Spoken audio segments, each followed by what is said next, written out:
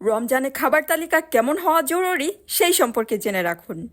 Number 1, carbohydrate জাতীয় খাবার খেতে হবে, যেমন ভাত। খাবার তালিকা থেকে যেন কার্বোহাইড্রেট বাদ না পড়ে, পরিমাণে কম হলেও গ্রহণ করবেন। নাম্বার 2, উচ্চ প্রোটিনযুক্ত খাবার খেতে পারেন, যেমন মাছ, মাংস, ডিম, ডাল। নাম্বার 3, ফাইবার বা আঁশ জাতীয় খাবার, যেমন শাকসবজি, ইসবগুল, সালাদ খেতে পারেন। 4, পর্যাপ্ত পরিমাণে পানি পান করুন।